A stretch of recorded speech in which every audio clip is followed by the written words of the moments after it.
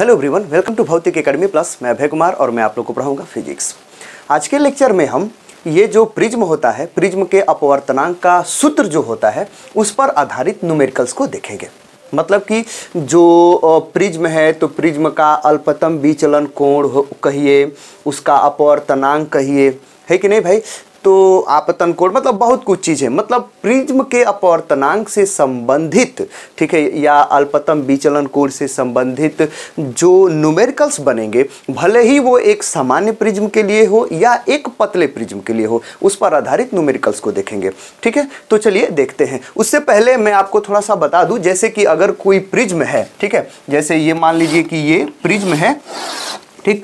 अब इस प्रिज्म का जो अपवर्तनांक होता है, ठीक है, अपवर्तनांक, इस प्रिज्म का अपवर्तनांक मतलब प्रिज्म कांच से बना होगा, ठीक है। तो जो कांच से बना होगा, ठीक है, कांच या प्लास्टिक, मतलब एक किसी माध्यम, किसी सघन माध्यम, बल्कि कह लीजिए कुछ वायु के सापेक्ष घने माध्यम, सघन माध्यम से ही वो बना होगा, ठीक है। तो भाई ये जो प्रिज्म है उसका ये अपवर्तनांक का जो सूत्र होता है, ठीक है, अपवर्तनांक का सूत्र क्या होता है भाई, मैंने आपको बताया। ये सामान्य प्रिज्म के लिए n बराबर कितना होता है, साइन, ठीक है, del m plus a by 2, और अपान क्या होता है भाई, साइन a बाई 2 होता है कि नहीं। जहां पर n इस प्रिज्म का वायु के सापेक्ष अपवर्तनांक है, मतलब इस प्रिज्म का निरपेक्ष अपवर्तनांक, मतलब इस प्रिज्म का अपवर्तनांक है। डेल m क्या है भाई, ठीक है, ये अल्पतम विचलन कोण है जो प्रकाश किरण आपतित करी है और निर्गत हुई है, ठीक है। तो आपतित और निर्गत किरण के बीच जो कम से कम न्यूनतम विचलन कोण है वो है,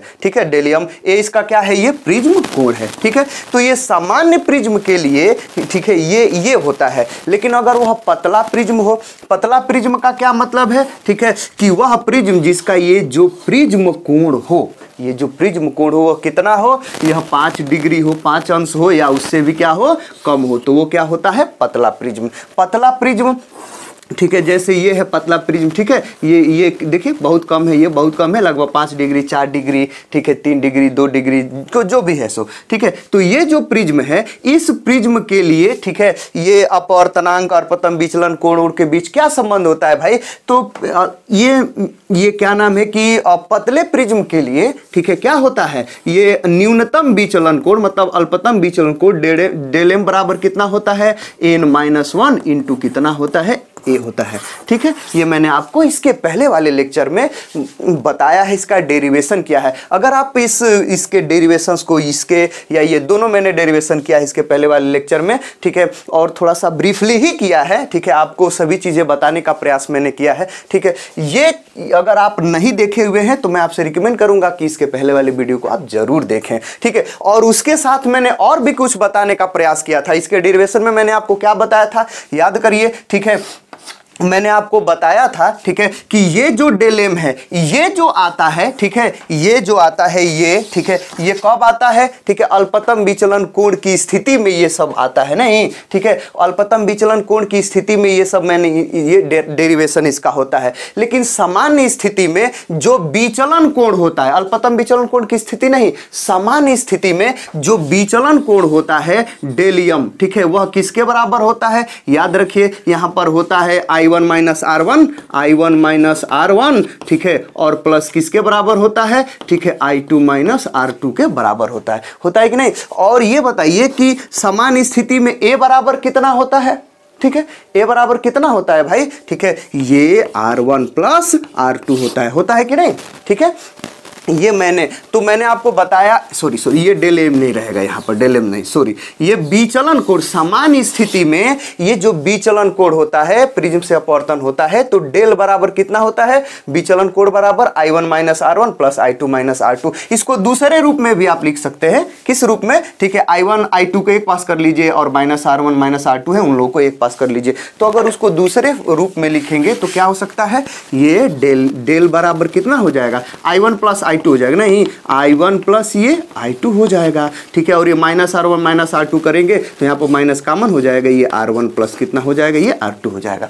तो मैंने आपको बताया कि सामान्य स्थिति में, सामान्य अगर विचलन हो रहा है, अल्पतम विचलन नहीं, सामान्य विचलन, तो आपको डेल बराबर ये याद रखना है, ये या ये, ठीक है, ठीक है। और A बराबर क्या होता है, प्रिज्म कोण बराबर R1 प्लस ये R2 होता है, ठीक है, ये आपको याद रखना है, ठीक है। तो इस पर भी न्यूमेरिकल्स हम लोग को बनेंगे, ठीक है, इस पर भी न्यूमेरिकल्स हम लोग से पूछ लेता है, ठीक है। तो ये दोनों आपको याद रखना है, ये दोनों ये याद रखना है और ये याद रखना है, इन सभी पर न्यूमेरिकल्स हम लोग देखेंगे, ठीक है। तो चलिए एकदम अब देखते हैं, ठीक, एकदम आसान है, ठीक है, एकदम। अगर आप इसके पहले वाले लेक्चर को जिसमें मैं ये सब चीज़ें बताया हूँ अगर आप देख लेंगे, ठीक है, तो इस जो न्यूमेरिकल्स है शायद इस न्यूमेरिकल्स में आपको पूरा का पूरा सहयोग मिलना चाहिए, ठीक है।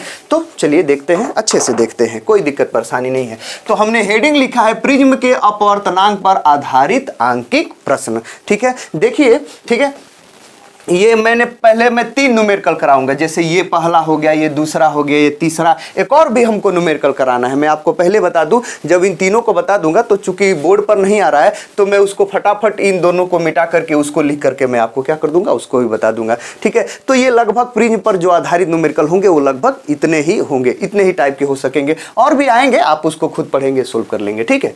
तो चलिए पहला वाला न्यूमेरिकल्स को हम लोग देखते हैं, ठीक। क्या है पहला वाला न्यूमेरिकल, ठीक है ये कि 60 अंश कोण वाले प्लास्टिक प्रिज्म का पीले प्रकाश के लिए अपवर्तनांक करड़ी में 2 है, ठीक है। अल्पतम विचलन की स्थिति में ज्ञात कीजिए। क्या ज्ञात करना है भाई, पहला ज्ञात करना है अल्पतम विचलन कोण, ठीक है। दूसरा क्या ज्ञात करना है, आपतन कोण। तीसरा क्या ज्ञात करना है, अपवर्तन कोण। समझ में आ रहा है आपको, ठीक है। तो चलिए देखिए, ये फिर से एक बार और क्वेश्चन को पढ़े अगर नहीं समझ में आ रहा है। देखिए फिजिक्स के जो भी क्वेश्चंस होते हैं, न्यूमेरिकल्स जो होते हैं, ठीक है, अगर वो जो टॉपिक है, जिस टॉपिक पर वो न्यूमेरिकल है, तो अगर आप उसको उस न्यूमेरिकल को सोल्व करना चाहते हैं तो वो जो टॉपिक है ना, जिस टॉपिक पर वो न्यूमेरिकल, उस टॉपिक का कंसेप्ट आपको पूरा क्लियर है, ठीक है। और उसमें क्या नाम है कि उसमें जो भी उस टॉपिक का जो फार्मूला है, उस फार्मूले में कौन कौन क्या किससे प्रदर्शित किया गया है, अगर आप ये चीज़ें समझ रहे हैं और उसके बाद से क्वेश्चन को पढ़िए, और क्वेश्चन को पढ़ने के बाद जो जो गिवन है उसको लिखिए, और वो खुद और जो ज्ञात करना है, जो फाइंड आउट करना है उसको लिखिए, तो अपने आप आपको समझ में आ जाएगा कि कैसे सोल्व करना है। बस ये फिजिक्स के न्यूमेरिकल्स को सोल्व करने का यही फंडा होता है, ठीक है। समझ में आया। आप उसको विस्तारित रूप में करिए या शॉर्टकट रूप में, कोई दिक्कत परेशानी नहीं, मतलब यही तरीके होते हैं सोल्व करने के, ठीक है। तो चलिए एक बार और क्वेश्चन को पढ़ते हैं, ठीक। क्या है, 60 अंश कोण वाले प्लास्टिक प्रिज्म का पीले प्रकाश के लिए अपवर्तनांक करड़ी में 2 है। आप कंफ्यूज मत होइए, पीले प्रकाश के लिए देखिए, अब मैं आगे वाले लेक्चर में आपको बताऊंगा, जब मैं आपको बताऊंगा कि जो प्रिज्म होता है, ठीक है, प्रिज्म से प्रकाश का वर्ण विक्षेपण, श्वेत प्रकाश का मतलब जो प्रिज्म है वह श्वेत प्रकाश का वर्ण विक्षेपण करता है, मतलब श्वेत प्रकाश को कई रंगों में विभक्त कर देता है। इसलिए विभक्त कर देता है क्योंकि ये जो प्रिज्म होता है, प्रिज्म या कोई भी जो प्रकाशिक माध्यम है, ठीक है, जो सघन वाला है, ठीक है, वो अलग अलग रंगों के लिए उसका अपवर्तनांक अलग अलग होता है। अलग अलग रंग, अलग अलग प्रकाश की, अलग अलग रंग के प्रकाश के लिए अपवर्तनांक क्या होता है, अलग अलग होता है। समझ में आया, ठीक है। मान लीजिए ये प्रिज्म है, तो लाल रंग के लिए इसका अपवर्तनांक अलग होगा, पीले रंग के लिए इसका अलग, बैगनी रंग के लिए अलग इसका अपवर्तनांक होगा, ठीक है। तो अलग अलग रंग के प्रकाश के लिए जो अपवर्तनांक होता है वो अलग अलग होता है, इसलिए ये ऐसे बोल दिया है, ठीक है, किसी भी रंग के लिए, तो उसमें आपको परेशान होने वाली बात नहीं है। चलिए क्वेश्चन को पढ़ते हैं। 60 अंश कोण वाले प्लास्टिक प्रिज्म का पीले प्रकाश के लिए अपवर्तनांक करड़ी में 2 है, मतलब अपवर्तनांक आपको दे दिया करड़ी में 2 है। अल्पतम विचलन की स्थिति में ज्ञात कीजिए। अल्पतम विचलन की स्थिति में आपको ज्ञात करना है, ठीक है। पहला अल्पतम विचलन कोण, दूसरा आपतन कोण, तीसरा अपवर्तन कोण आपको ज्ञात करना है। सबसे पहले यहां पर लिख लीजिए सॉल्यूशन, ठीक है। सॉल्यूशन में गिवन पहले लिख लीजिए। गिवन में आपको क्या है भाई, गिवन में आपको क्या क्या पता है, बोल रहा है कि उसका अपवर्तनांक करड़ी में 2 दिया। अपवर्तनांक को किससे डिनोट करते हैं, यन से, ठीक है। तो यन बराबर करड़ी में 2 हमको दे दिया है। समझ में आ गया, ठीक। उसके बाद से बोल रहा है कि 60 अंश कोण वाले प्लास्टिक प्रिज्म, मतलब जो प्रिज्म है उसका जो ये जो प्रिज्म कोण है वो उसका प्रिज्म कोण कितना है, 60 अंश। मतलब प्रिज्म कोण को किससे डिनोट करते हैं, कैपिटल ए से, तो कैपिटल ए बराबर हमको दे दिया है 60 अंश। और हमसे क्या पूछ रहा है भाई, अल्पतम विचलन कोण पूछ रहा है, ठीक है। समझ में आया? अल्पतम विचलन कोण, चलिए यहाँ पर लिख लेते हैं। पहला हमसे क्या पूछ रहा है, ठीक है, अल्पतम विचलन कोण मतलब डेल एम, अल्पतम विचलन कोण डेल एम हमसे पूछ रहा है। दूसरा हमसे क्या पूछ रहा है भाई, दूसरा पूछ रहा है आपतन कोण। आपतन कोण को किससे डिनोट करते हैं, आई से। अल्पतम विचलन कोण की स्थिति में आपतन कोण, ठीक है, या निर्गमन कोण, ठीक है, वो दोनों क्या होते हैं, बराबर। तो आपतन कोण आई, ये हमको क्या करना है, ज्ञात करना है। तीसरा हमसे क्या पूछ रहा है, ठीक है, ये अपवर्तन कोण, अपवर्तन कोण का मतलब कि आर हमको क्या करना है, ज्ञात करना है। समझ रहे हैं आप? ठीक है, देखिए ये आपतन कोण, अल्पतम विचलन कोण की स्थिति में आपतन कोण का मान मैंने इसके पहले वाले लेक्चर में बताया है। क्या होता है भाई, आपतन कोण का मान जो दूसरा है आई बराबर होता है del m plus a by 2। समझ रहे हैं? ठीक है, ये अच्छा। अपवर्तन कोण क्या होता है, अल्पतम विचलन की स्थिति में क्या होता है, आर बराबर, ठीक है, ये ए बाई 2 होता है। समझ रहे हैं? अल्पतम विचलन कोण की स्थिति में आर बराबर, बताओ अपवर्तन कोण क्या होता है, ए बाई 2। आपतन कोण कितना होता है, ए बाई, ठीक है, डेल एम। समझ में आया? तो देखिए अगर मैं डायरेक्ट आपसे पूछ लूं तीसरे वाले का आंसर आप बताइए, ठीक है, ए आपको दे दिया है, क्या ए दे दिया, ए बराबर 60, तो आर बराबर कितना हो जाएगा, आर हमको निकालना है, जो तीसरा बोल रहा है ए बाई 2 होता है, ए का मान कितना है 60, तो यहाँ पर 60/2 मतलब 30 अंश हो जाएगा। अभी मैं उसको सोल्व भी करूंगा, ठीक है। अच्छा आई बराबर, ठीक है, del m plus a by 2, a का मान तो 60 दे दिया है, डेल एम का मान हमको अल्पतम विचलन कोण का मान नहीं पता है। अगर ये पता हो जाएगा तो हम इसको भी निकाल लेंगे, ठीक है, लेकिन उससे पहले हमको डेल एम का मान निकालने के लिए बोल रहा है। डेल एम के लिए कोई सामान्य, ये प्रिज्म है, पतला प्रिज्म नहीं है, सामान्य, तो डेल एम निकालने के लिए हमको फार्मूला उपयोग करना पड़ेगा, ठीक है। कौन वाला, तो यहाँ पर ये तीनों हमको निकालना है, समझ रहे हैं, ठीक है। तो यहाँ पर फटाफट हम लिखेंगे पहले का सलूशन। यहाँ पर लिखिए पहले का सलूशन, मतलब पहला हम क्या कर रहे हैं, सोल्व कर रहे हैं। समझ में आया? ठीक, पहला वाला मतलब डेल एम हम क्या कर रहे हैं, निकाल रहे हैं, ठीक।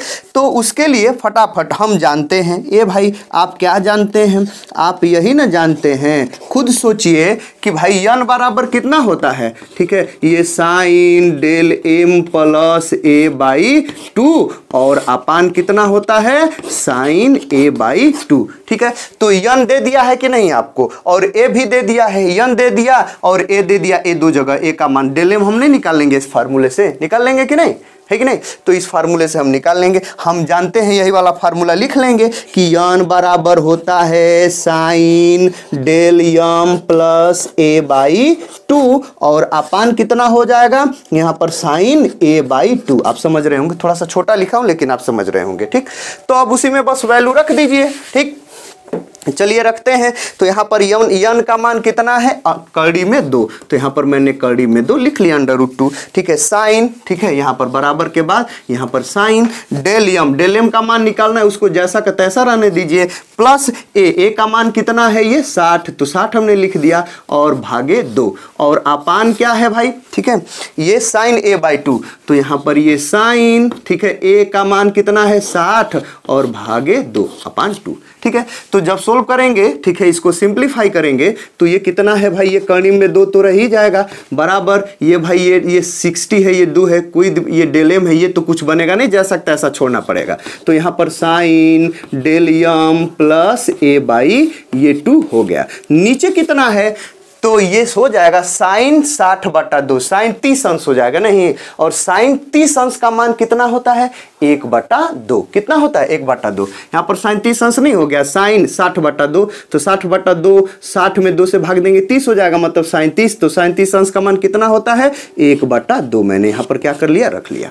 समझ रहे हैं, यहाँ पर 1/2 मैंने ऐसे लिख लिया। ऐसा नहीं है कि इस 2 से इस 2 को काट लेंगे, नहीं, ठीक है, अगर ये ऐसा नहीं है, ठीक है, क्योंकि भाई इसका ये कोड न है, कुछ लोग ऐसे फटाफट काट लेंगे भूला करके, लेकिन ऐसा भूलना वूलना नहीं है भाई, ठीक है, ये कैलकुलेशन है, ये छोटी छोटी बातें, वैसे ये सब आपको आ रहा होगा, ठीक है।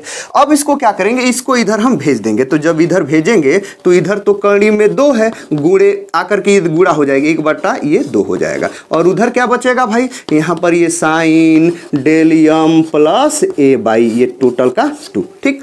तो ये इसको अगर आप सोल्व करेंगे, ठीक है, सिंप्लीफाई करेंगे, इस 2 को क्या लिख सकते हैं, इस 2 को आप लिख सकते हैं √2 इंटू √2 नहीं लिख लेंगे, तो ये √2 इंटू √2 2 नहीं हो गया, लिख सकते हैं कि नहीं, लिख लिए। अब इस √2 से ये √2 हट कैंसिल हो गया, ठीक है, तो इधर बचा 1/√2 और उधर क्या है भाई, यहाँ पर है ये sine del m plus a by total ये 2। समझ में आ गया। अब देखिए इधर साइन है, इधर इसका कोण है, इधर ये 1/2 है, हमको डेल m का मान निकालना है। ये भाई कुछ करना पड़ेगा, क्या करना पड़ेगा, तो हम दिमाग लगा के सोचेंगे तो कि यहाँ पर साइन और ये थीटा मतलब ये कोई कोण है, तो यहाँ पर कुछ साइन के पद में ये कुछ आ सकता है क्या, तो अगर ऐसा हो कि इधर साइन है उधर कोण है तो इधर भी कुछ साइन इनके पद में आ जाएगा, तो साइन से साइन समझिए कि कट जाएगा, वैसे कटेगा तो नहीं, ठीक है, चूंकि साइन एक ही रहेगा तो कोण आपस में बराबरी है हो जाएगा, उस प्रकार कर सकते हैं। तो ये कर्णी 1/कर्णी में 2 साइन का कुछ मान होता है, किसका मान होता है 45 का, तो ये 1/2 के जगह पर साइन 45 आप लिख सकते हैं कि नहीं, क्योंकि साइन 45 अंश का मान कितना होता है 1/कर्णी में 2 होता है कि नहीं, तो भाई 1/2 की जगह पर साइन 45 हमने लिख दिया, बराबर उधर क्या है भाई ये sine del m plus a/2, ठीक है। देखिए बीच में बराबर, इधर भी साइन इधर भी साइन, ये भी कोण, तो भाई साइन 45 बराबर साइन इतना, दोनों और साइन ही है, इसका मतलब ये कोण आपस में क्या होंगे, बराबर होंगे कि नहीं भाई, ठीक है। तो कोण ये जो है ये आपस में क्या होंगे, बराबर होंगे। तो जब इसको हम लोग सोल्व करेंगे, ठीक है, तो जब ये साइन साइन है कोण आपस में बराबर होंगे तो हम लिख सकते हैं कि भाई 45, ठीक है, इधर 45 बराबर उधर कितना हो जाएगा, ठीक है, ये डेल m प्लस, ठीक है, a/2 लिख सकते हैं कि नहीं, समझ रहे हैं, ठीक। तो फिर इसको आप सिंप्लीफाई कर लीजिए, इस 2 को इधर भेज देंगे तो 2 गुणे कितना हो जाएगा 45, उधर हो जाएगा डेल m प्लस a हो जाएगा, ये 45 दूनी कितना हो जाएगा 90 बराबर ये डेल m प्लस कितना हो जाएगा a हो जाएगा, है कि नहीं, सॉरी 60 नहीं लिखे हैं क्या, चलिए भूल गए हैं, कोई दिक्कत नहीं है। देखिए ये जो a है ना, a यहाँ पर 60 लिख दिए हैं, देख रहे हैं, तो यहाँ पर 60 है, ये a ही है, लेकिन हम इस 60 को a लिखते हुए चले आ रहे हैं भूल करके, लेकिन आप समझ रहे हैं, है कि नहीं भाई। तो ये a का मतलब वही 60, यहाँ पर ये जो a है ना, यहाँ पर 60 तो लिख दिए हैं, ठीक है, लेकिन आगे नहीं कहीं लिखे हुए, a ही लिखते हुए भूल करके चले आए हैं। लेकिन आपको समझना ये है कि a की जगह पर क्या लिखना है 60, तो यहाँ पर a की जगह पर हम 60 लिख ले रहे हैं, ठीक है, ठीक। तो ये डेल m बराबर कितना हो जाएगा बताइए, ठीक है, ये 90, ये 60 इधर आ जाएगा तो माइनस हो जाएगा, उधर प्लस है तो उधर बचेगा ये डेल m, मतलब डेल m बराबर 90 माइनस 60, तो कितना हो जाएगा डेल m बराबर कितना हो गया, ये 30 अंश हो गया, है कि नहीं। यही आपका क्या है भाई, आंसर है पहला, ठीक है। डेल m का मान आपको मिल गया क्या भाई, आए देखिए डेल m का मान नहीं मिल गया, देख लीजिए डेल m बराबर कितना आ गया 30 अंश, ये पहला वाला आंसर है। अब आपको क्या करना है, दूसरा वाला सोल्व करना है। दूसरा क्या है भाई, आई आपतन कोण आपको निकालना है, तो यहाँ पर तुरंत लिखिए दूसरा का सॉल्यूशन, ठीक है, दूसरा का सॉल्यूशन, ठीक है। तो चलिए सोल्व कर लीजिए, कोई दिक्कत परेशानी नहीं है। दूसरा सॉल्यूशन, ठीक है, अल्पतम विचलन कोण की स्थिति में निकालना है, और हम जानते हैं लिखेंगे, हम जानते हैं, ए भाई आप क्या जानते हैं कि भाई आई बराबर कितना होता है अल्पतम विचलन कोण की स्थिति में, वही डेल m प्लस a/2 होता है। तो ये बताइए कि डेल m का मान कितना है, 30 आपने निकाल लिया, 30 प्लस a का मान कितना है 60 और भागे 2, तो 30 और 60 कितना हो जाएगा 90 भागे 2 बराबर कितना हो जाएगा यहाँ पर 45, नहीं आ जाएगा, नहीं समझ रहे हैं, ठीक है। आई बराबर कितना आ गया, ये 45, ये आपका दूसरा आंसर है कि नहीं भाई। तो ये जो है आपका ये क्या है, दूसरा आंसर है। उसी प्रकार अगर आपको तीसरा निकालना है तो r बराबर कितना a/2, यहीं पर निकाल दूं वहां पर, ठीक है। तो a का मान कितना है 60/2 मतलब कि 30, आप समझ गए होंगे। तीसरा निकालना आसान है एकदम, वो तो पहले ही आंसर दे दिया होता है, नहीं एकदम देख लीजिए। तो ऐसे ही आप क्या करेंगे, सोल्व कर लेंगे। तो ये जो पहला वाला क्वेश्चन है इसको हमने क्या कर दिया, ऐसे सोल्व कर दिया, ठीक है। आई होप ये आपको क्वेश्चन समझ में आ गया होगा, ठीक। अब देखिए दूसरा मैं सोल्व कर रहा हूं, ठीक है। दूसरा थोड़ा सा यहाँ पर ऐसे देखिए, दूसरा को कम जगह चाहिए, वो सोल्व हो जाएगा इतने में, कोई दिक्कत परेशानी नहीं है। दूसरा वाला जो क्वेश्चन है ये है इतने में, ठीक। तो दूसरा वाला देखिए बोल रहा है 1.5 अपवर्तनांक वाले प्रिज्म, ठीक है, का प्रिज्म कोण 4 अंश है। तो इसका न्यूनतम विचलन कोण ज्ञात कीजिए। ठीक है, अच्छा जो अपवर्तनांक, जो प्रिज्म है, प्रिज्म का अपवर्तनांक कितना है 1.5। फिर से चलिए एक बार क्वेश्चन को पढ़ते हैं। 1.5 अपवर्तनांक वाले प्रिज्म का प्रिज्म कोण 4 अंश है, तो उसका न्यूनतम विचलन कोण ज्ञात कीजिए। ठीक है, समझ में आया? देख लीजिए, ये बताइए कि इसका प्रिज्म कोण कितना है, अपवर्तक कोण कितना है भाई? 4 अंश है, मतलब 5 अंश से कम है कि नहीं? मतलब ये जो प्रिज्म है ये कौन सा है? पतला प्रिज्म है। ठीक है, तो सिंपल एकदम। ठीक है, पतला प्रिज्म है, उसका अपवर्तनांक 1.5 है, और ये क्या नाम है इसका? प्रिज्म कोण कितना है? 4 अंश है। हमसे क्या पूछ रहा है? न्यूनतम विचलन को, मतलब डेल एम पूछ रहा है। तुरंत सोल्यूशन लिखेंगे और यहाँ पर क्या लिखेंगे भाई? गिवन। और गिवन में क्या दिया है भाई? हमको n बराबर दे दिया है 1.5, है कि नहीं? देख लीजिए, n बराबर 1.5। ठीक है, और ये प्रिज्म कोण a बराबर कितना दे दिया है? ये 4 अंश। ठीक है, समझ में आया?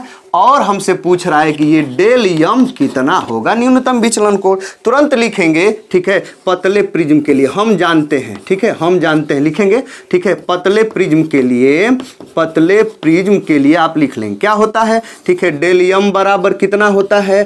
n-1 इंटू कितना? a। ठीक है, डेल एम हमको निकालना है, तो डेल एम जैसा का तैसा रहने दीजिए। n के जगह पर 1.5 -1 और गुणे कितना हो जाएगा भाई? a का मान कितना है? ये 4 हो जाएगा। तो ये 1.5 -1 कितना हो जाएगा? 0.5 और गुणे वो क्या है भाई? ये 4 डेल एम। ठीक है, तो इधर डेल एम बराबर कितना हो जाएगा? 0.5 गुणे 4, मतलब कि 0.5 का मतलब 1/2, 1/2 का मतलब आधा, आधा गुणे 4 मतलब कितना हो जाएगा? मतलब 4 का आधा। 0.5 में 4 से गुणा करेंगे तो कितना हो जाएगा? 2। तो डेल एम का मान आ गया आपका कितना? 2 अंश। यही आपका क्या है? आंसर है। समझ रहे हैं? ठीक, यही आपका क्या है भाई? आंसर है। ठीक है, तो आपके एग्जामिनेशन में, ठीक है, मुख्य रूप से बोर्ड एग्जामिनेशन में, तो वो भले ही हाई स्कूल लेवल पे हो या इंटरमीडिएट लेवल पे हो, ठीक है, ये पूछ सकता है 3 या 4 नंबर में। ठीक है, ये अगर ऐसे पूछेगा तो ये 3 या 4 नंबर में, और इंपॉर्टेंट है ये। ठीक है, ऐसे एकदम। और नहीं तो अगर ये पूछेगा तो 1 नंबर में बस पूछेगा। ठीक है, ज्यादा चांस होता है कि इन दोनों में से कोई एक जरूर ही पूछ लेता है। ठीक है, बोर्ड एग्जामिनेशन में, और महा आसान होता है, तुरंत सोल्व कर लेंगे आप लोग, है कि नहीं? ठीक, अगला चलिए अगले की ओर चलते हैं। ठीक, ये थोड़ा सा अगला अलग प्रकार का है, लेकिन मजा आ जाएगा इसको भी सोल्व करने में। चलिए देख लेते हैं क्या है भाई। तीसरा, यदि कांच के एक पतले प्रिज्म को, देखिए पतला प्रिज्म है, समझ में आ गया? ठीक, पतला प्रिज्म, कोई दिक्कत नहीं है। चलिए, तो यदि कांच के एक पतले प्रिज्म को जल में डुबो दें तो सिद्ध कीजिए कि प्रिज्म द्वारा उत्पन्न प्रकाश का न्यूनतम विचलन, ठीक है, न्यूनतम विचलन कोण, मतलब न्यूनतम विचलन, ठीक है, वायु के सापेक्ष 1/4 रह जाता है। क्वेश्चन नहीं समझ में आया? ठीक है, चलिए एक बार और क्वेश्चन को पढ़ते हैं। यदि कांच के एक पतले प्रिज्म को जल में डुबो दें तो सिद्ध कीजिए कि प्रिज्म द्वारा उत्पन्न प्रकाश का न्यूनतम विचलन वायु के सापेक्ष, बोल रहा है, 1/4 रह जाता है। और दिया है कि वायु के सापेक्ष जी, मतलब कांच का, मतलब वायु के सापेक्ष कांच का अपवर्तनांक, जिस कांच से वो प्रिज्म बना हुआ है, वायु के सापेक्ष कांच का अपवर्तनांक 3/2 है। और वायु के सापेक्ष W का मतलब वाटर, जल, ठीक है, पानी, ठीक है, जिस ये जल में रखा गया है AnW, मतलब जल का अपवर्तनांक कितना दिया है? 4/3 दे दिया है, यही हमको दिया है। ठीक है, हमको सिद्ध करने के लिए कुछ बोल रहा है। देखिए क्वेश्चन नहीं समझ में आया तो हम आपको बता देते हैं। जैसे कि ये वायु ले लेते हैं, ये देखिए ये वायु है, ठीक है, ये वायु है, ठीक, और ये जल है, ठीक है, ये क्या है भाई? ये जल है। समझ में आ गया? ठीक, समझ में? ये वायु है, ये वायु, ठीक है, वायु, और ये क्या है भाई? ये जल है। ठीक, बोल रहा है कि अगर यह प्रिज्म जो है, अगर यह प्रिज्म किसमें है? वायु में है, तो इसका जो न्यूनतम विचलन कोण है डेल यम, समझ रहे हैं? इसका न्यूनतम विचलन कोण कब? जब ये वायु में है तो डेल यम, ठीक है, और इसको मैं लिख लेता हूं वायु। कब भाई? वायु में है तब। नहीं समझ में आया? ठीक, यह प्रिज्म जब वायु में है तब जब प्रकाश आपतित किया जाता है किसी प्रकाश को, तो जो न्यूनतम विचलन कोण है वो कितना है? डेल यम है। समझ में आ गया, डेलियम वायु है। ठीक, अब इसी प्रिज्म को जब इस जल में हम लोग डुबो देते हैं, उस जल में डुबो देते हैं और वही वाला प्रकाश जब आपतित करते हैं, तब उसका जो न्यूनतम विचलन कोण है डेलियम जल, यहां पर क्या लिख दे रहे हैं, डेलियम और जल, मतलब जल में डेलियम। इस प्रिज्म को जब इस जल में डुबो देते हैं, ठीक है, तब बोल रहा है कि जो उसका न्यूनतम विचलन कोण है ये जो है डेलियम जल, यह क्या है, इसके ये जो है इसका 1/4 रह जाता है। मतलब कि ये डेलियम जल बराबर कितना, 1/4 गुणे डेलियम कितना, वायु, कितना वायु। यही हमको क्या करना है, प्रूफ करना है कि इसमें डुबो देने पर इसका जो न्यूनतम विचलन कोण है, न्यूनतम विचलन, वह वायु के सापेक्ष, जब वायु में है तो उसका कितना, 1/4 रह जाता है। यही हमको क्या करना है, प्रूफ करना है। समझ में आया, एकदम आसान है, एकदम आसान है। चलिए देख लेते हैं, इसको फटाफट मिटाते हैं और हम आपको फटाफट क्या कर देते हैं, बता देते हैं। समझ में आ गया, ठीक। चलिए फिगर भी थोड़ा सा हम आपको बता देते हैं, ठीक।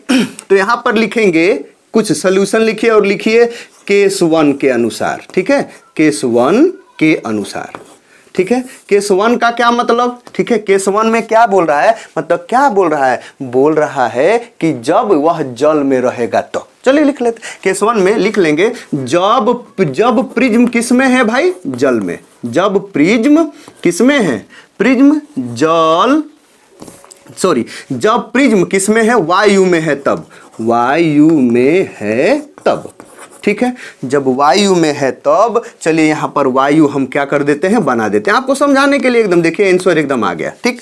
वायु है ये, ठीक है, ये वायु, ठीक। चलिए ऐसे घेर करके बनाते हैं, नहीं तो आप समझ नहीं पाएंगे।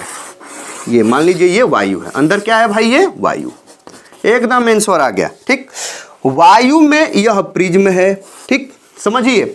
तो ये बताइए कि जब प्रकाश की किरण ऐसे जाएगी तो वायु से किस में जाएगी, कांच में न जाएगी, वायु से कांच में जाएगी। और यहां पर स्नेल का नियम निकालेंगे, स्नेल का नियम लगाएंगे, है कि नहीं भाई, नहीं समझ रहे हैं, ठीक है। तो जब स्नेल का नियम यहां पर लगाएंगे तो अपवर्तनांक के जगह पर क्या लिखेंगे, यन। यन का मतलब वायु से किस में जा रही प्रकाश की किरण, कांच में, तो वायु ए के सापेक्ष कांच यहां पर हो जाएगा, है कि नहीं, यहां पर। समझ में आया। लेकिन अगर केस 2 अगर हम ले लेते हैं यहां पर, ठीक है, केस 2, चलिए केस 2 का क्या मतलब, जब वह किस में हो भाई, ये जल में हो। यहां पर लिख लो केस 2 में क्या हो, जब प्रिज्म जो है, प्रिज्म किस में है भाई, जल में हो, जल में हो, ठीक है। तब कितना हो जाएगा, तब देखिए, तो यहां पर मैं जल फटाफट ऐसे बनाया, ठीक है। ये जल है, पूरा पूरा ये क्या है भाई, ये जल है, देखिए ये पूरा पूरा जल है। अब ये जल में ये रहा प्रिज्म, तो अब जब इस पर प्रकाश की किरण आपतित करेंगे तो ये जल है, जल में से किस में जा रहा है, कांच में। तब यहां पर जो अपवर्तनांक होगा इस प्रिज्म का, वहां कितना होगा, जल के सापेक्ष किसका होगा, वो कांच का अपवर्तनांक होगा, है कि नहीं। यहां पर स्नेल का नियम लगाएंगे तो जल में जब है तो जल के सापेक्ष कांच का अपवर्तनांक यहां पर रखेंगे कहीं अपवर्तनांक वाले सूत्र में, और जब वायु में है तो वायु के सापेक्ष कांच का, क्योंकि वायु से किस में जा रहा है, कांच में, मतलब उस प्रिज्म में जा रहा है, तो रखेंगे। कुछ नहीं, एकदम आंसर आ गया, ठीक। इसको मैं मिटा दे रहा हूं, थोड़ा सा जगह कम है, ठीक है, नहीं अच्छा चलिए रहने दीजिए, कोई दिक्कत नहीं, आप लोग भुला जाएंगे। चलिए, तो जब पहला केस क्या है, जब प्रिज्म वायु में है तब, ठीक है, और ये पतला प्रिज्म है, देखिए पतला प्रिज्म है तो पतले प्रिज्म वाले के अनुसार, ठीक है। तो जब यह वायु में है तब क्या हो जाएगा भाई, हैं, यहां पर डेलियम कि उसके बाद से क्या लिखेंगे, वायु, ब्रैकेट के बाद वायु, मतलब डेलियम निकाल रहे हैं, वायु, ठीक है। कितना हो जाएगा यहां पर, n-1 इंटू ए होता है कि नहीं भाई, n-1 इंटू ए होता है कि नहीं है। तो देखिए एकदम आंसर आ गया। यहां पर n के जगह पर क्या लिखेंगे, ANG रखेंगे n के जगह पर, तो मैं इसको मिटाया और यहां पर लिखा ANG और -1 इंटू ए, ठीक है, क्या लिख देंगे, ए। कोई डाउट, समझ में आया, ठीक। ANG का मान हम लोगों को क्या कर दिया है, दे दिया है। Ang का मान कितना है 3/2। यहाँ पर हम मान का क्या कर लेंगे रख लेंगे।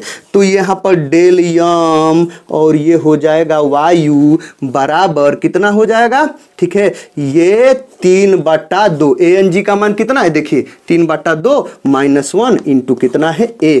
और इसको बल्कि आप समीकरण नंबर 1 बना लीजिए। क्या बना लीजिए, समीकरण नंबर 1। नहीं समझ में आया, ठीक। तो डेल एम वायु बराबर 3/2 -1, ठीक है। अच्छा इसको सोल्व कर लेना उचित रहेगा, अभी मत समीकरण बनाइए, ठीक है। इसको सोल्व कर लूंगा तो 3/2 -1, 3/2 -1 कितना हो जाएगा भाई, ठीक है 1/2 हो जाएगा क्या, नहीं समझ रहे हैं। 3/2 -1 कितना हो जाएगा, 1/2 हो जाएगा क्या। इसको मैं डायरेक्ट लिख लूँ, तो यहाँ पर मैं डायरेक्ट लिख ले रहा हूँ, ठीक है।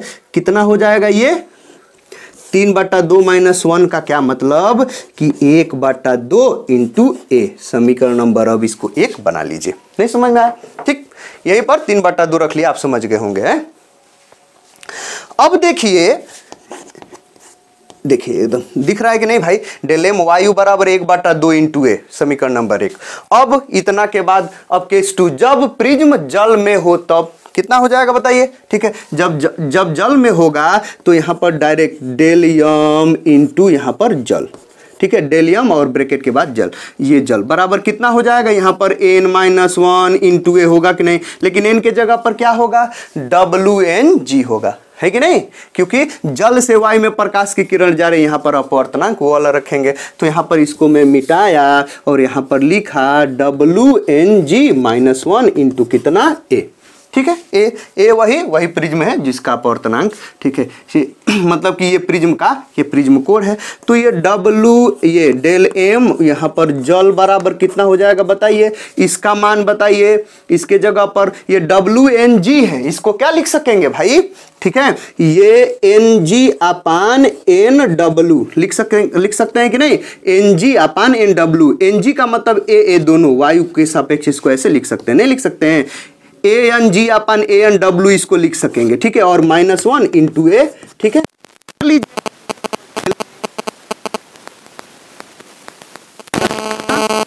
इसका मान कितना है 3/2 है ऊपर वाले का, और नीचे वाले का मान कितना है भाई 4/3 है, कितना है 4/3 है, ठीक है। और इंटू यहाँ पर, ठीक है, -1 इंटू कितना हो जाएगा यहाँ पर A हो जाएगा, ठीक है। अब जब इसको हम लोग सोल्व करेंगे तो कहाँ मैं इसको सोल्व कर दूँ, ठीक है। तो जब आप इसको सोल्व करेंगे तो कितना बचेगा भाई 9/8, 9/8 होगा क्या, ठीक है, ठीक है। और यहाँ पर -1, चलिए एकदम सोल्व हो जाएगा, कोई दिक्कत परेशानी नहीं है, बस जगह ही नहीं है, इसीलिए अब मैंने क्या किया कि किसी एक को मैं मिटा दे रहा हूँ। किसको मिटा दूँ, ठीक है, किसको मिटा दूँ भाई, कुछ समझ में नहीं आ रहा है किसको मिटा दूँ, ठीक लेकिन मिटाना तो पड़ेगा ही। चलिए इसी फिगर को मैं मिटा दे रहा हूँ, ठीक है, इस फिगर को, चलिए इतना ऊपर वाला ये जो केस है ना उसको बस मैं मिटा दे रहा हूँ, ठीक है, आप समझ गए होंगे। तो देखिए यहाँ पर नहीं समझ में आया, यहाँ पर देखिए, यहाँ पर फिर से इसको मैं लिख दे रहा हूँ कि मैं क्या लिखा हूँ। चलिए उसको मैं यहाँ पर ये डेल एम बराबर, ठीक है, ANG, ठीक है, अपान ANW, है कि नहीं भाई, समझ में आया, ठीक। और -1 और इंटू यहाँ पर हो गया A, समझ रहे हैं, ये ऊपर वाला क्वेश्चन का पार्ट है, ठीक। तो अब इसको जब आप सोल्व करेंगे तो डेल एम, ठीक है, यहाँ पर जल, ठीक है, डेल एम जल बराबर मान रख लीजिए, ANW का मान कितना है यहाँ पर जो रखा हूँ, ठीक है, ये 3/2 है, अपान इसका मान कितना है 4/3 है और -1 है, समझ में आया, और इंटू यहाँ पर A है। जब इसको सोल्व करेंगे तो ये कितना हो जाएगा देखिए, ठीक, जब इसको सोल्व करेंगे तो ये 3/2 और गुणे ये ऊपर चला जाएगा तो 3/4 हो जाएगा, नहीं तो 3/2 गुणे 3/4 हो गया, और -1 और इंटू ये हो गया A। और जब आप इसको सोल्व करेंगे तो यहाँ हो जाएगा ये डेल एम जल, डेल यम यहाँ पर जल बराबर कितना हो जाएगा भाई, ये 3 3 के 9/8, 3 3 के 9/8 -1 है, इधर देख रहे हैं, तो 3 3 के 9/8 -1 इंटू A, तो कितना हो जाएगा, तो 9 में से ये 3 3 9/8, 9 में 60 जाएगा, 1/8 हो जाएगा नहीं। तो इसको सोल्व करेंगे तो 1/8 इंटू कितना हो जाएगा, ए समीकरण नंबर ये हो जाएगा 2। समझ रहे हैं, ठीक। अब ये जो समीकरण नंबर 2 है ये क्या है, समीकरण नंबर 1 देखिए क्या है, डेल यम वायु बराबर 1/2 इंटू कितना हो जाएगा भाई, ये ए है। डेल यम वायु बराबर 1/2 इंटू ए समीकरण नंबर 1, और डेल यम जल बराबर 1/8 इंटू ए समीकरण नंबर 2 है। अब कुछ नहीं करना है, समीकरण 2 में समीकरण किससे, ठीक है, नहीं बल्कि वायु वाला चाहिए हमको बताना, नहीं चलिए कोई दिक्कत नहीं। समीकरण 2 में समीकरण 1 से क्या कर दीजिए, आप भाग दे दीजिए। नहीं समझ रहे हैं, ठीक है। तो जब आप भाग देंगे तो आपका आंसर अपने आप चला आएगा, ठीक है। तो भाग दे लीजिए। तो भाग देंगे कैसे भाई, यहाँ पर जगह तो नहीं है, जगह की कमी पड़ गई। अब मैं आपसे क्या बताऊं, तो जब भाग देंगे आप तो देखिए, चलिए भाग दे लेते हैं, ठीक है। यहाँ पर जगह है, कुछ नहीं, समीकरण 2 भागे समीकरण 1 कर लीजिए। तो जब भाग देंगे आप, ठीक है, तो ऊपर हो जाएगा डेल यम, ठीक है, यहाँ पर जल, ठीक है, और नीचे हो जाएगा डेल यम कितना हो जाएगा, ये वायु, बराबर भाग देंगे तो इतना पान इतना हो जाएगा, है कि नहीं, ए से ए कट जाएगा, ठीक है, और ये 1/8 अब भागे कितना हो जाएगा, 1/2 हो जाएगा नहीं। तो जब आप सोल्व करेंगे तो 1/8 गुणे 2/1 कट जाएगा, तो 1 कितना हो जाएगा, केवल 4 आएगा, है कि नहीं, 4 आएगा। नहीं समझ रहे हैं, ठीक। तो नहीं कितना आ गया भाई, 1/4, सॉरी, ठीक है, ये 2/1 है ना, तो 2 से कट जाएगा, 1/4 आ जाएगा, तो इधर आएगा 1/4, ठीक है। तो ये डेल यम जल अपान डेल यम वायु बराबर 1/4, डेल यम वायु को जब उधर भेजेंगे तो आपका आंसर वही आएगा एकदम, डेल यम, ठीक है, यहाँ पर जल बराबर 1/4 डेल यम वायु एकदम आ जाएगा। सोल्व कर लीजिएगा, ठीक है। यही आपका क्या रहा, आंसर रहा, जो कि हमको प्रूव करने के लिए बोल रहा है। समझ में आया, ठीक है। थोड़ा जगह की कमी है इसीलिए ऐसा कुछ करना पड़ गया है। आई होप आप समझ गए होंगे चीजों को, ठीक है। कुछ नहीं, जब वो प्रिज्म वायु में है तब उसका डेल एम निकाल लीजिए, ठीक है, और जब वो जल में है तब निकाल लीजिए, और जल वाले में, ठीक है, वायु वाले से भाग दे दीजिए, तो ए से कट जाएगा, ठीक है। उसके बाद जो आप चाहते हैं वही एकदम आ जाएगा, वायु वाले को उधर भेज दीजिएगा, डेल एम वायु वाली को, तो एकदम वही आंसर आ जाएगा। कुछ नहीं, बस यही करना था, ठीक है। तो आई होप ये तीनों क्वेश्चन आपको समझ में आ गए होंगे। आप ऐसा करिए कि वीडियो को पॉज करिए, या ठीक है, या स्क्रीनशॉट कर लीजिए, ठीक है। अब मैं क्या करूंगा कि ये जो दोनों क्वेश्चंस हैं ये इसको मैं मिटाऊंगा, और ये चौथा क्वेश्चंस को मैं लिखूंगा, फिर उसको मैं आपको क्या करूंगा बताऊंगा, ठीक है। वो भी प्रूफ करने के लिए है और आसान है, ठीक है, थोड़ा सा दिमाग लगाने के लिए प्रेरित करता है वो, ठीक है। और फिजिक्स आप पढ़ रहे हैं तो भाई दिमाग तो लगाना ही है कि नहीं भाई, तो दिमाग को थोड़ा खोलना है, ठीक। तो ये फटाफट आप स्क्रीनशॉट कर लीजिए, और अगला मैं क्वेश्चन अभी लिख करके आपको बताऊंगा, ठीक है।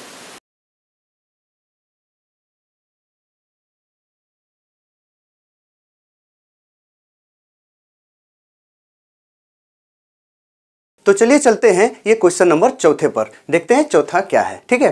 तो चलिए क्वेश्चन को पढ़ते हैं। क्वेश्चन क्या है भाई, बोल रहा है 30 अंश अपवर्तक कोण वाले प्रिज्म के एक पृष्ठ पर प्रकाश किरण 60 अंश के कोण पर आपतित होती है। प्रिज्म से निर्गत किरण आपतित किरण के साथ 30 अंश का कोण बनाती है।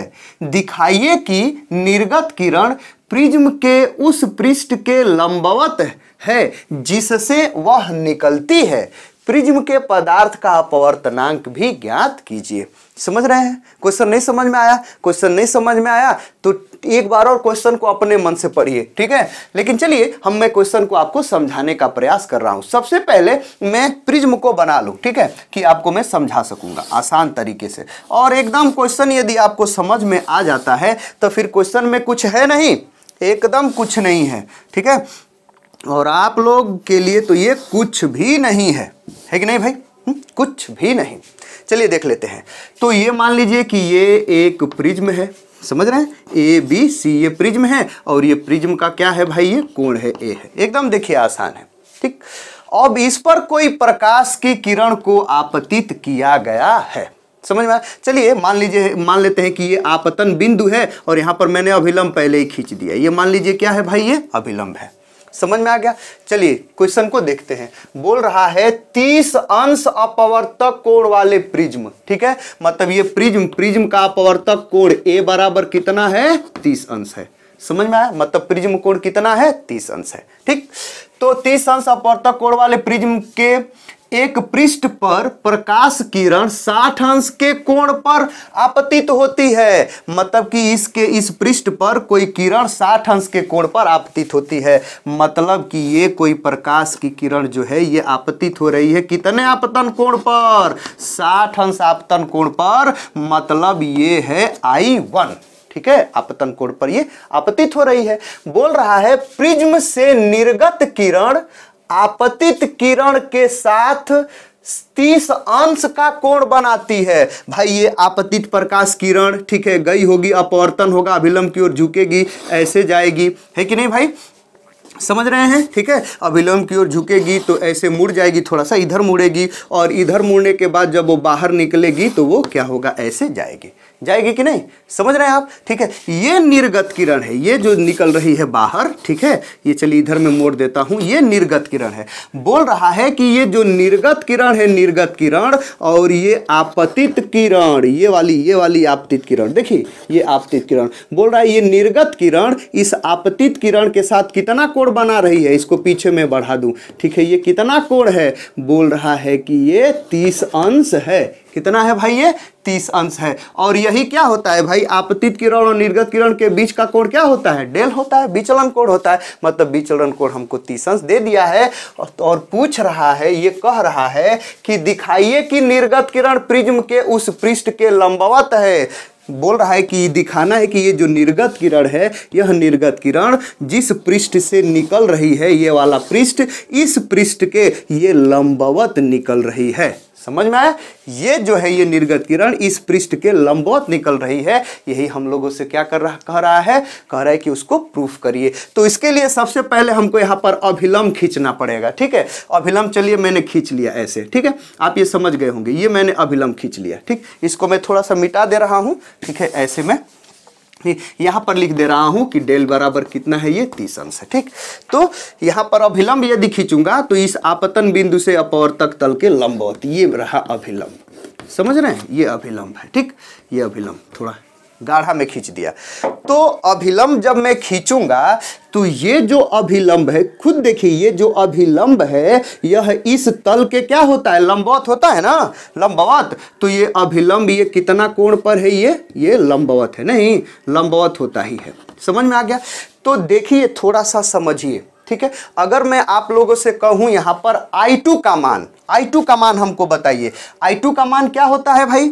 I2 का मान क्या होता है? ये निर्गत किरण इस अभिलंब के साथ जो कोण बनाती है वही होता है I2। तो ये है I2, देख रहे हैं, ये I2 है, वही निर्गमन कोण है। समझ रहे हैं? अब देखिए हमको प्रूव करना है कि ये जो निर्गत किरण है, ये निर्गत किरण यह इसके इस पृष्ठ के लंबवत है। भाई ये लंबवत तो तभी होगी, ठीक है, ये लंबवत तो भाई ये तभी होगी। देखिए जैसे कि ये लंबवत तभी होगी, ये ऐसे जा रही है, ठीक है। देखिए ये अभिलंब है ये वाला, तो ये तो कोण है, ये लंबवत, इस पृष्ठ के लंबवत तो ये अभिलंब है। देखिए ये है ये अभिलंब इस पृष्ठ के क्या है? लंबवत है। और ये भी लंबवत तब होगी जब यह लंब एकदम अभिलंब जो है, ठीक है, उसी में एकदम जाए, एकदम जो अभिलंब है उसी में एकदम जाए, नहीं उसके समांतर हो जाए, नहीं। समझ रहे हैं? तो मतलब ये है कि ये जो I2 है, अगर I2 बराबर 0 हमको मिल जाता है, अगर हम प्रूफ कर लें कि I2 बराबर 0, तो इसका मतलब ये जो किरण है, ये निर्गत किरण यह अभिलंब में ही एकदम जा रही है, नहीं, ठीक है। और अभिलंब में जाने का क्या मतलब है कि यह अभिलंब चूंकि लंबवत है तो वो भी क्या होगी? ये लंबवत होगी निर्गत किरण। तो हमको I2 बराबर अगर हम 0 प्रूफ कर देंगे कि नहीं, तो हमारा प्रूफ हो जाएगा कि भाई ये जो निर्गत किरण है वह क्या इसके लंबवत है। समझ रहे हैं? बस यही हमको प्रूफ करना है। आप क्वेश्चन को समझ गए होंगे, ठीक है।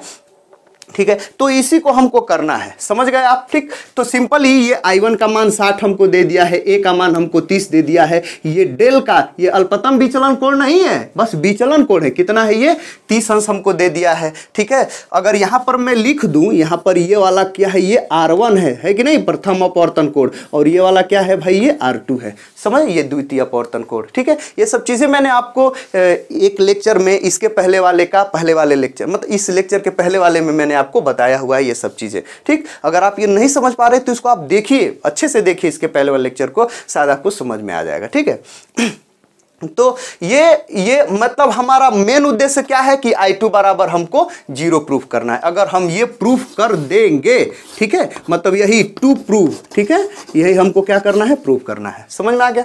तो कुछ नहीं, एकदम सिंपल है, हम जानते हैं भाई, यहाँ पर सोल्यूशन लिख करके तुरंत लिखिए कि ए भाई हम जानते हैं। आप क्या जानते हैं भैया, आप यही जानते हैं कि डेल बराबर कितना होता है सामान्य स्थिति में। ठीक है, I1, या रहने दीजिए। ठीक है, सबसे पहले तो आप पहले गिवन वाला टर्म्स को लिखिए। ठीक है, सबसे पहले यहाँ पर लिखिए गिवन। ठीक है, वहाँ पर भले मैं गिवन वाला लिखा हूँ, लेकिन यहाँ पर अच्छे से आप लिखिए।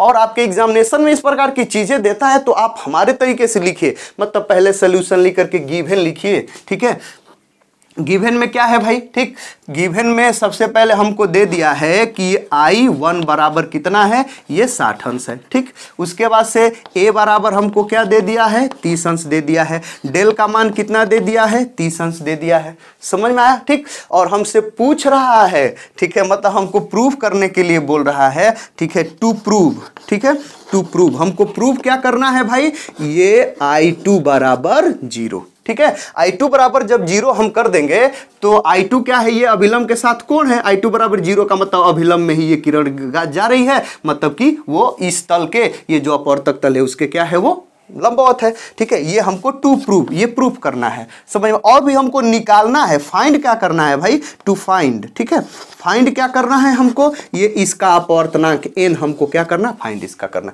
इसका अपवर्तनांक हमको फाइंड आउट करना है। ठीक, तो इतने के बाद आप तुरंत यहाँ पर लिखिए। ठीक है, हम जानते हैं, ए भाई आप क्या जानते हैं, आप यही जानते हैं कि ये जो डेल होता है सामान्य स्थिति में, ठीक है, डेल बराबर कितना होता है, I1 प्लस, ठीक है, ठीक है, I1 माइनस R1, ठीक है, प्लस कितना होता है, ठीक है, I2 माइनस R2 होता है कि नहीं, आप जान रहे होंगे। अब देखिए इसके बाद से ये I1 I2 को एक पास कर लीजिए, डेल बराबर ये लिखेंगे I1 प्लस I2, आप एक साथ एक पास लिख सकते हैं, और ये माइनस I1 और माइनस R2 को एक पास लिखेंगे तो माइनस कॉमन करेंगे तो R1 प्लस R2 हो जाएगा, नहीं, R1 प्लस R2 हो जाएगा। समझ रहे हैं? ठीक, इतना समझ रहे हैं कि नहीं? इसको बल्कि समीकरण नंबर 1 आप बना लीजिए। ठीक, समीकरण नंबर 1 बना लीजिए। अच्छा, बट आप ये भी जानते हैं, और ठीक है, हम जानते हैं इतना। ठीक, इतना को चलिए समीकरण को घेर देता हूं, इसका हमको काम है, ये जो समीकरण है ना इसका काम है। एंड और आप क्या जानते हैं कि A बराबर कितना होता है, R1 प्लस R2 होता है कि नहीं भाई, होता है कि नहीं, बताइए। ये मैंने आपको बताया है, उस फिगर में हम लोग को मिल जाता है एकदम। ठीक है, तो ये A बराबर R1 प्लस R2 हो जाता है। तो ये बताइए R1 प्लस R2 की जगह पर A लिख सकते हैं कि नहीं समीकरण नंबर 1 में, इसको समीकरण नंबर 2 बना लीजिए, तो यहाँ पर A लिख लेंगे। ठीक है, देखिए तो यहाँ पर ये हो गया डेल बराबर ये I1 प्लस ये हो गया ये I2, और माइनस इस R1 प्लस R2 के जगह पर क्या लिख लेंगे, A। समझ में आया? तो यहाँ पर डेल हो गया। ठीक है, समझ में आया? ठीक, ये I1 प्लस ये कितना हो गया, ये I2 हो गया। ठीक है, और माइनस A का मान हमको क्या दे दिया है, 30 दे दिया है, नहीं, सबका मान दे दिया है। तो यहाँ पर अब मान रख लेते हैं। ठीक, एकदम सिंपल। ठीक है, डेल के जगह पर क्या लिखेंगे बताइए, डेल के जगह पर 30 लिख लेंगे, बराबर I1 के जगह पर क्या लिखेंगे, 60 लिखेंगे। ठीक है, प्लस I2 के जगह पर I2 रहने देंगे। ठीक है, और उसके बाद से माइनस A की जगह पर क्या लिखेंगे, 30 लिखेंगे। क्या लिखेंगे भाई, ये 30 लिख देंगे। ठीक, तो यहाँ पर देखिए इधर बराबर 30, इधर है ये 60, ये प्लस I2 और माइनस कितना हो गया, ये 30, ये 60 माइनस 30 कितना हो जाएगा, 30, इधर बचा 30, और ये बराबर ये 60 माइनस 30 कितना हो गया, 30, और ये प्लस हो गया ये I2। हो गया कि नहीं, खुद बताइए। ठीक, I2 हो गया। देखिए इस 30 से ये 30 हो गया कैंसिल, मतलब I2 बराबर कितना हो गया बताइए। ठीक है, ये I2 बराबर कितना हो गया, 0 नहीं आ गया।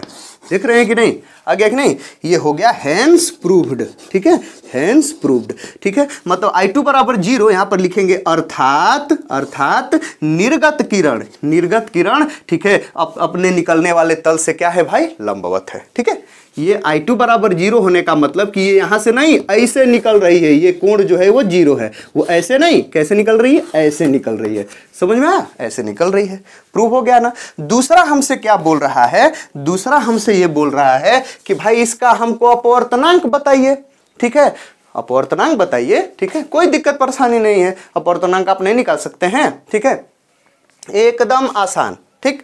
क्या होता है भाई, अच्छा ये बताइए, थोड़ा सा देखिए, एकदम आसान, अगर यह वायु से, ये देखिए वायु से किरण किस में जा रही है, प्रिज्म में, यहां पर देखिए, यहां पर ये पहले वाले तल पर जब अपवर्तन हो रहा है तो इस तल पर देखिए, ठीक है, वायु से किस में जा रही है, ठीक है, ये इस प्रिज्म में मतलब कांच में जा रही है, तो इस प्रिज्म के कांच का अपवर्तनांक हमको निकालना है। यहां पर अगर स्नेल का नियम लगाएंगे तो इसका अपवर्तनांक बराबर कितना हो जाएगा, ठीक है, अपवर्तनांक n बराबर, बताइए कितना हो जाएगा इसका अपवर्तनांक, साइन आई अपान कितना हो जाएगा, सॉरी साइन आई नहीं, यहां पर आपतन कोण क्या है भाई, 60 है, अपवर्तन कोण कितना है, R1 है, यहां पर स्नेल का नियम लगाएंगे तो साइन I1 अपान यहां पर कितना हो जाएगा, साइन R1 हो जाएगा कि नहीं, खुद समझिए, ठीक है।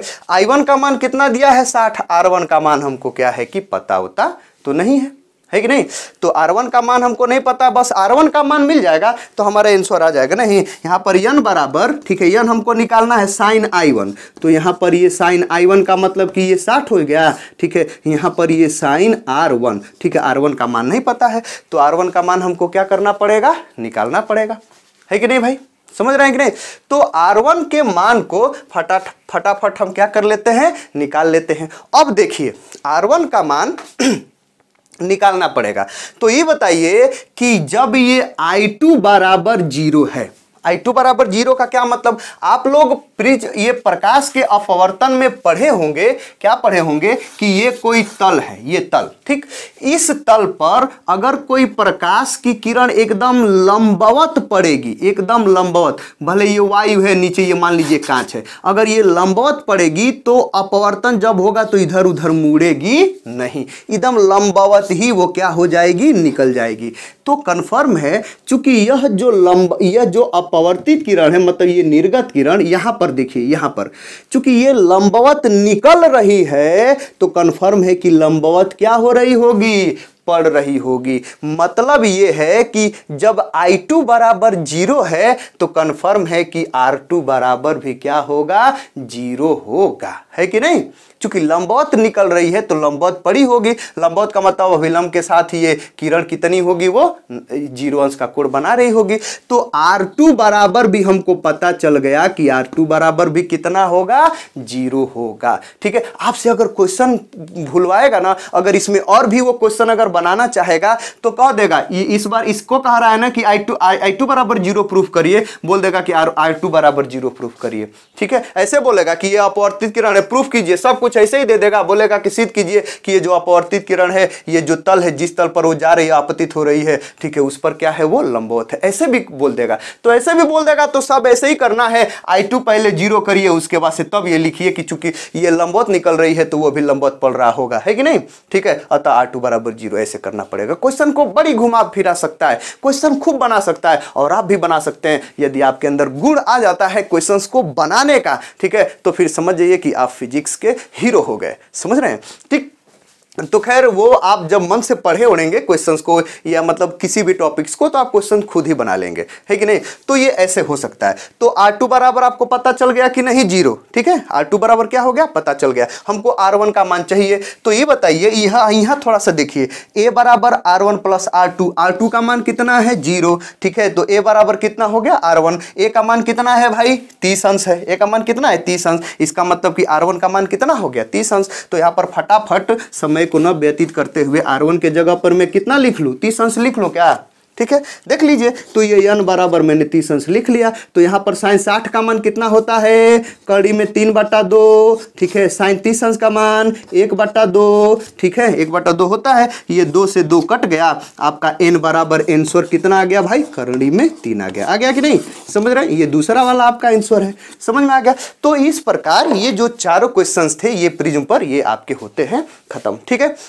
और भी कई प्रकार के क्वेश्चन इधर उधर पूछ लेता है, तो आप थोड़ा सा दिमाग लगा करके सोचिए, पढ़िए, ठीक है, और क्वेश्चंस को सोल्व करिए। आई होप ये सभी क्वेश्चंस आपको समझ में आ गए होंगे, ठीक है। तो इस लेक्चर्स में फिलहाल इतना ही, ठीक है। मिलते हैं अगले लेक्चर में। मैं आपको बता दूं कि अगला लेक्चर क्या होगा। अगला मैं आपको बताऊंगा ये प्रिज्म द्वारा प्रकाश का वर्ण विक्षेपण, श्वेत प्रकाश का वर्ण विक्षेपण बताऊंगा, ठीक है। एकदम मजा आ जाएगा। मतलब कि ये प्रिज्म पर जब श्वेत प्रकाश आपतित किया जाता है तो वह कई रंगों में विभक्त हो जाता है, क्यों हो जाता है, ठीक है। वो कोणीय वर्ण विक्षेपण क्षमता, बहुत कुछ चीजें होती हैं उसमें, हम देखेंगे, ठीक है। तो आज के लिए फिलहाल इतना ही, मिलते हैं अगले लेक्चर में। Thank you.